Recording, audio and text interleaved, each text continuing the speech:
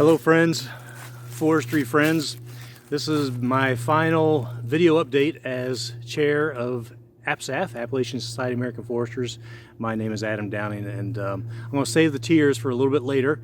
First of all, I want to update you on a few things and make some shout outs. Let's start with some shout outs. We have some award winners from Virginia, North Carolina, and South Carolina. So Ed Zimmer, Madison West from Virginia, congratulations. Barry New, Blair Allman, and Craig Manzine from North Carolina, congratulations. Dan Sheffing and Pat Straka from South Carolina, congratulations to you too, and to all of you. Now for those of you who may know them or don't yet know them, you will find out who of these 7 people will be recognized as APSAF Award winners. That will be delivered in Asheville last week of January. So you want to come and see who is going to be our Young Forester Leadership Award recipient, the Volunteer Service, and our highest award that we give in APSAF, which is the Distinguished Service Award. All right, so I have a few nuts here because I'm nuts about APSAF and about forestry and foresters. So I'm going to make my first nut an acorn. I went scratching around in the woods here a little bit. I found an acorn cap, and then I said, oh goody, I found an acorn, but guess what? It's already been enjoyed. So I was not able to find very many acorns, but nonetheless, toss out that acorn to you, and note that I'm here very close to where I did the first video of the year. And I just thought that was a little bit appropriate to kind of round out the year. And at that video, I spoke quite a bit about our organizational governance updates that we need to do. I shared the why and the what, and we've been working very hard on that. And I want to let you know that we are now incorporated. APSAF is incorporated, and we are officially registered to do business in all 3 states, Virginia, North Carolina, and South Carolina. And in each of these 3 states, we also have the required registered agents in place. We are happy about those pieces being in place. We are also in the process of rolling up finances from chapters and divisions into APSAF. And we have a test case underway with the KIOE chapter in South Carolina. And Patrick Kiesel is working with the treasurer there in that chapter, and Tony Doster, our APSAF treasurer, to get that done. And so all the other chapters and divisions within APSAF will soon have a kind of a template to follow on how to get this done, and look forward to much easier financial record keeping and such in the future. I just want to give a shout out also to the 4 people who have been instrumental in moving this whole governance thing forward, and that would be Ann Jewell, Tony Doster, Tom Davidson, and Patrick Kiesel.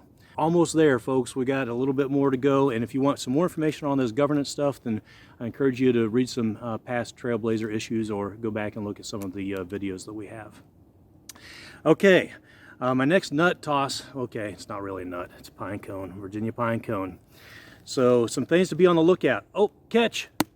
All right, some things to be on the lookout for. So I mentioned the governance updates, and part of that is a bylaws update.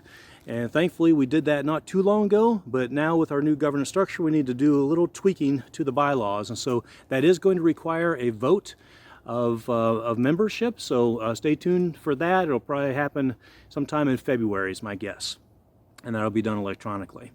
Also, something to be on the lookout for is a new strategic plan. So Susan Gwynn, who is the incoming APSAF chair, has been leading this process over the past year. And we've got a document in place to help guide the future of APSAF for the next several years strategically. So number 3 of 4, by the way, is that there are plenty of opportunities, as you know, as you've heard before, to get involved with this organization, from all the way from the chapter level to state division level to APSAF and to national. And everything that I've been involved in has been really rewarding to me personally, and has benefited me professionally too. So I encourage you to get involved. One position that is important for APSAF right now is to fill this coming spring the position that is currently held by Ann Jewell, which is our District 8 representative. So that person, which District 8 coincides exactly with APSAF in our case, it's not true across the country, but that person sits on the board with National SAF and it's been a really important position for us as an organization and for the national. So we're looking for someone to fill those shoes. Ann has done a fantastic job, as have her predecessors. So if you're potentially interested, reach out to her. She can tell you more about it. She says, for what it's worth, it's less work than being the chair. So there you go.